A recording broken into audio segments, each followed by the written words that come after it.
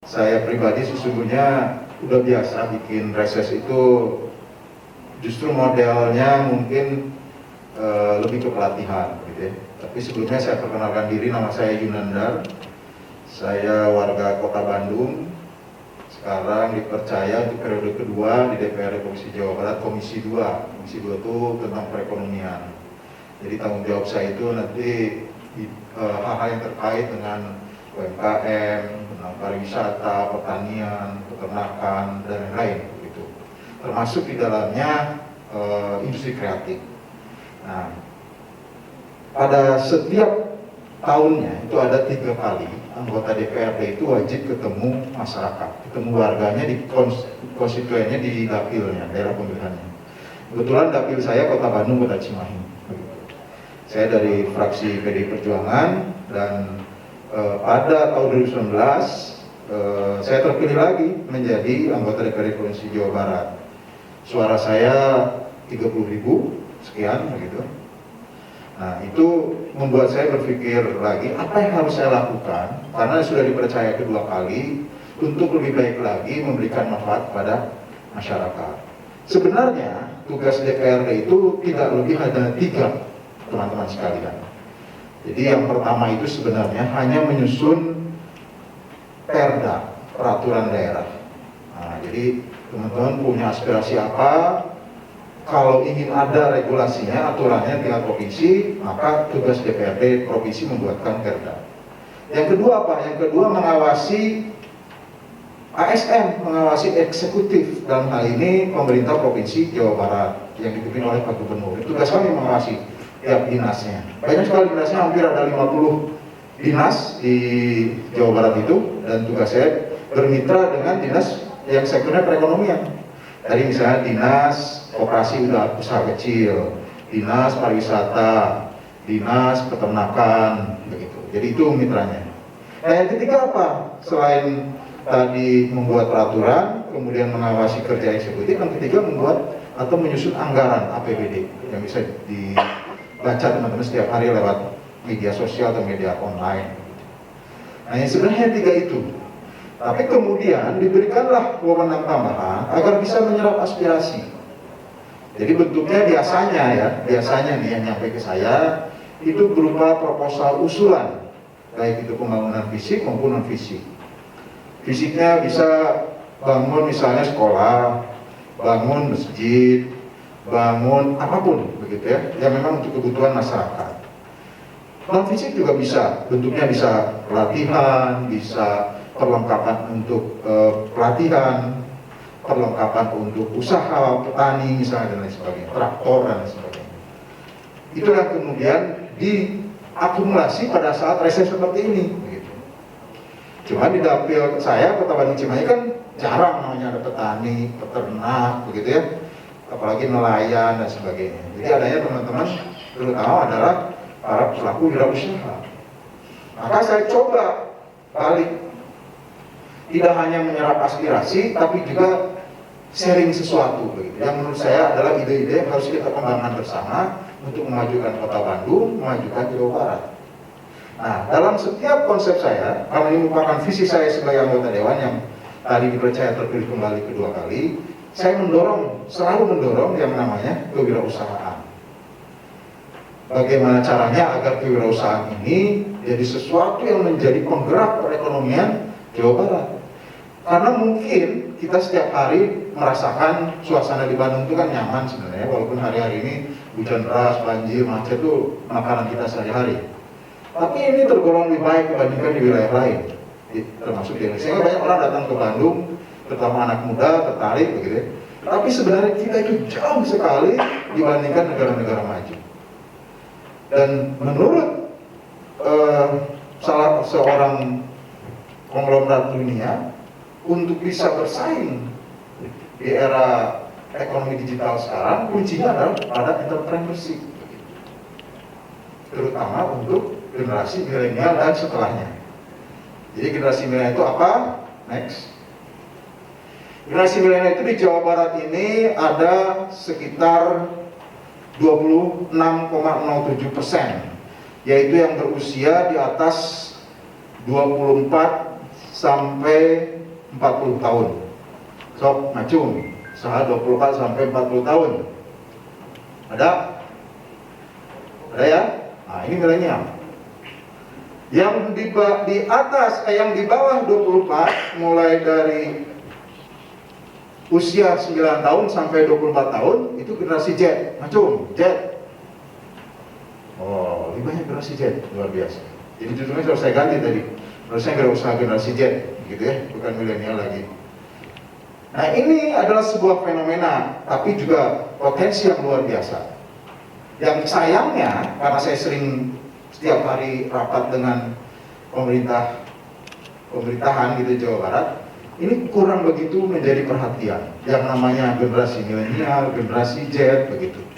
Karena punya karakter masing-masing. Dan sekarang teman-teman harus siap dengan kenyataan bahwa yang terbanyak di Jawa Barat adalah generasi Z, 27%. Nomor 2 adalah generasi milenial. Saya ini generasi X, itu sudah tinggal 22%, apalagi yang tua-tua tuh, 10%. Jadi teman-teman sudah jadi kekuatan yang real sekarang, yang pada saatnya nanti itu akan menjadi tulang punggung Jawa Barat, Kota Bandung, dan bahkan Indonesia begitu. Nah, ini penting sekali. Makanya tadi saya katakan untuk memajukan perekonomian, memajukan suatu bangsa sekarang adalah melalui entrepreneurship. Makanya saya melihat peluang ini ada di generasi milenial dan generasi Z. Nanti akan lebih jelas diterangkan oleh Teh Ami dari HIPMI Jabar dan juga Kang Faras yang lebih teknis lagi. Saya hanya mungkin membuka sedikit wawasan saja buat teman-teman. Konsekuensinya apa dari peta seperti ini? Maka sesungguhnya kita akan menyongsong satu era yang sangat potensial untuk kemajuan bangsa Indonesia, yang disebut dengan bonus demografi. Pada tahun 2030 sampai 2040 nanti, tergantung beberapa provinsi punya perbedaan. Jawa Barat mungkin sekitar tahun 2035. Disitulah kekuatan tenaga kerja Jawa Barat yang potensial produktif terbesar dibandingkan yang tidak produktifnya. Nah, itu akan jadi kekuatan yang penting bagi kita semua, bisa jadi sistem kelemahan. Kenapa? Karena kalau misalnya banyak yang mestinya bekerja tapi tidak punya pekerjaan, malah jadi masalah, begitu kan? Next. Nah, ini adalah gambaran generasi milenial Indonesia sekarang. Yang sukses tentunya, begitu ya. Jadi bukan yang tidak sukses, yang tidak sukses mungkin masih ada. Tapi yang suksesnya ini semuanya ada di sini ternyata. Bicaranya kewirausahaan. Kalau bicara mau sukses anak muda sekarang milenial atau Gen Z, bicaranya wirausaha. Tadi yang bilang bahwa kunci sukses keberhasilan di era ekonomi digital itu adalah Jack Ma.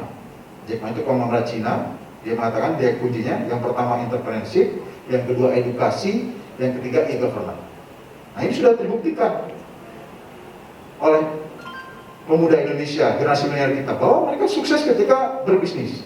Ada yang namanya Gojek yang sekarang sudah gabung dengan Tokopedia jadi GoTo. Itu mungkin nilai ekonominya sudah lebih dari 200 triliun. Bukan miliar lagi, triliun. Dan udah muncul lagi ya, mungkin teman-teman pasti udah biasa ya, Traveloka, Bukalapak, ada GNT Express, ya mungkin hampir tiap hari nih, kayak saya tiap hari nungguin GNT aja nih, lalu nggak pernah pesan. Istri saya yang pesan gitu. Ajaib, ada yang tahu ajaib apa? Ajaib? Apa coba ajaib? Kira-kira? Saya juga nggak tahu ajaib. Saya cuma ingat-ingat tadi lupa lagi. Tapi Sendit misalnya itu fintech. Nah, generasi teman-teman pasti untuk fintech, biasa kan saya udah pakai. Nah, betul. Saya belum pernah pakai masalahnya begitu kan. Itu menunjukkan apa? Menunjukkan bahwa kekuatan teman-teman itu generasi yang berbeda dengan potensi yang berbeda dibandingkan generasi sebelumnya seperti saya. Nah, ini saya pentingnya kenapa saya harus bedakan teman-teman dengan generasi saya sebelumnya. Next. Dan ini calon-calon tadi istilahnya unicorn dan sebagainya yang sukses masih banyak lagi. Nah, di Jawa Barat saya mau nanti yang akan bicara ini dari Borongdong. Ini juga kalau teman-teman dukung akan sukses menjadi, insya Allah suatu saat menjadi unicorn juga. Ada Wagros begitu ya. Ini dari Bandung ini, Wagros ini. Dan lain sebagainya yang pasti sudah kenal. Itu adalah para entrepreneurship. di era ekonomi digital dan sukses. Nilai bisnisnya bukan miliar lagi, sudah triliun sebentar lagi. Next. Nah, kami di Jawa Barat apa peranannya begitu kan? Tadi kan ngomong orang lain, ngomong teman-teman, bukan ngomong saya. Saya bikin namanya Perda Kewirausahaan bersama teman-teman dari HIPMI. Jadi bikinnya bukan saya karena sok tahu pisan gitu ya, anggota dewan bikin kewirausahaan, enggak. Yang bikin adalah teman-teman HIPMI justru. Saya hanya mengakumulasi idenya, kemudian didorong ke Pemerintah Provinsi Jawa Barat dan disahkan. Nah, ini sudah ada sejak tahun 2019. Tujuannya apa? Tujuannya adalah menumbuh kembangkan semangat kewirausahaan yang kreatif, inovatif, dan berwawasan lingkungan.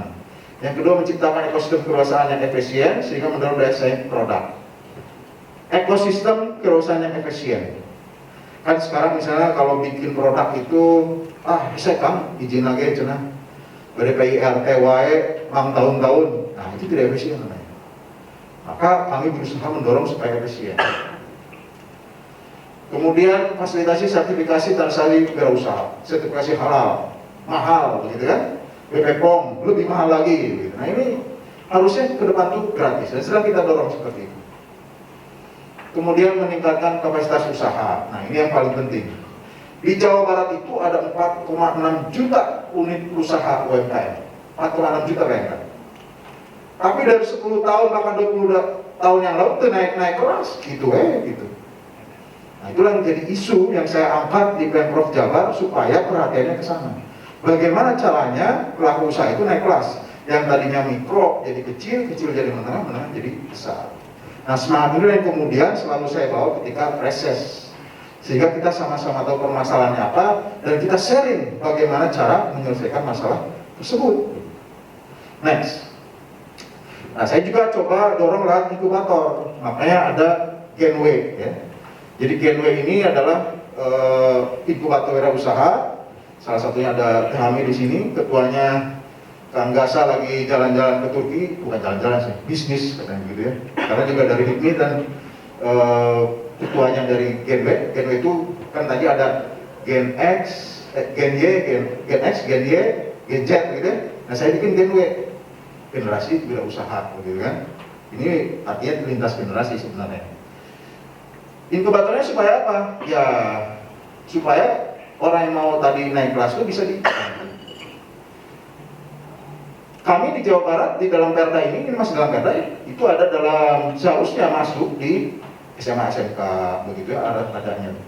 Ada di perangkat daerah, di tiap dinas, ada di BLUD sampai ke desa. Itu yang kita cita-citanya seperti itu. Next. Nah ini Genway, ini lambangnya. Jadi huruf W sebenarnya kalau dilihat sepintas begitu melambangkan wirausaha pemula yang tangguh, mandiri, kreatif, dan profesional. Jadi 4 warna itu melambangkan tangguh, mandiri, kreatif, dan profesional. Ini semangatnya. Semangat Genway itu didirikan untuk itu. Jadi teman-teman nanti kalau yang mau bergabung memang agak terhambat kita dengan COVID ini, tapi sesungguhnya ini juga bagian dari kegiatan Genway. Jadi semacam pelatihan nanti oleh kami itu sebenarnya kegiatan Genway. Cuman kita berharap sebenarnya lebih besar, cuman setelah masuk COVID memang agak kesulitan untuk bisa melakukan pelatihan-pelatihan dan kegiatan lainnya. Tapi harapannya tetap berjalan, jadi kalau nanti mau bergabung silakan. Next. Nah program Genway itu apa saja? Ada pelatihan dasar wirausaha digital, magang wirausaha. Jadi kita magangnya itu sebenarnya nggak magang kayak ke perusahaan besar nggak, tapi magang untuk misalnya pegang satu franchise atau lisensi begitu ya. Jadi ikut berbisnis langsung menjadi wirausaha. Dana bergulir ada, kemudian coaching dan kerjasama fasilitas dengan Pemprov Jawa Barat. Nah, next. Ada apa saja sebenarnya fasilitas Pemprov Jawa Barat itu?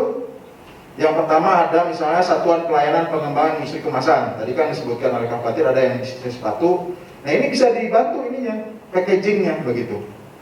Jadi dibuatkan packaging yang cocok dengan marketnya misalnya, gratis, bahkan dicetakkan. Nanti silakan daftar yang tertarik untuk itu ke Kang Fatir. Kemudian juga ada pelayanan pengembangan industri persatuan Bandung yang di Cibaduyut. Memang sih kalau dilihat saya juga ke sana 2 kali masih jadul ya kalau dibilang. Tapi bukan berarti tidak bisa kita kembangkan. Jadi saya ke depan kita dorong bersama, tapi sesuai kebutuhan teman-teman.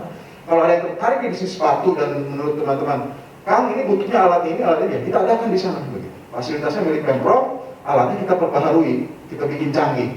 Jadi teman-teman bisa pakai itu dengan merasa lebih oke, ini lebih canggih dari yang sebelumnya gitu. Kemudian ada juga untuk yang industri tekstilan di Majalaya agak jauh memang. Kemudian untuk industri logam ada di Gede Bage. Ini semuanya bisa diakses. Kalau ada yang mau mengakses ke sana silakan hubungi saya lewat Kang Fatir bisa. Next. Dan ini nanti akan dijelaskan oleh Kang Faras ini soal Borondong. Ini adalah salah satu konsep yang sebenarnya tadi bagian dari Perda Kewirausahaan.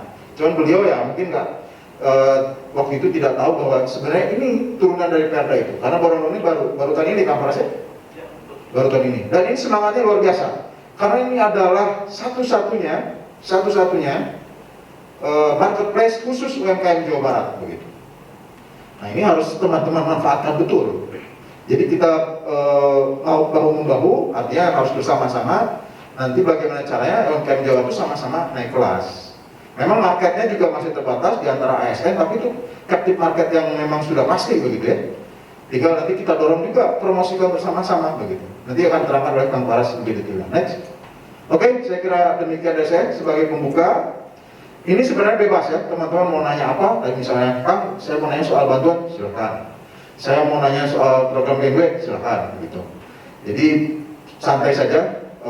Intinya sih saya pertama tadi dapat aspirasi yang diistilah kuesioner. Nanti aspirasi itu akan kita akumulasi dan kita serahkan kepada Pak Gubernur supaya dijadikan program di tahun berikutnya. Nah, tapi juga bisa langsung yang sifatnya diajukan oleh teman-teman. Syaratnya apa? Syaratnya punya badan hukum. Baik itu koperasi bisa, yayasan bisa, ataupun perkumpulan seperti Genwe itu perkumpulan. Nah kita bisa, dan saya bisa bantu teman-teman untuk mengajukan usulan program melalui 3 bentuk badan hukum ini. Dan itu tidak mesti punya sendiri, bisa kerjasama dengan koperasi mana, begitu ya. Silakan. Saya sangat senang sekali kalau bisa membantu nanti untuk teman-teman, misalnya untuk permodalan koperasi atau peralatan yayasan dan lain sebagainya. Termasuk juga untuk pembangunan sarana prasarana masyarakat seperti tadi masjid, sekolah, gitu dan lain sebagainya. Itu tugas saya. Terima kasih untuk mengawali. Mungkin silakan kalau ada yang mau bertanya atau mungkin memberikan pendapat dan lain sebagainya. Pak Fatir. Genwe.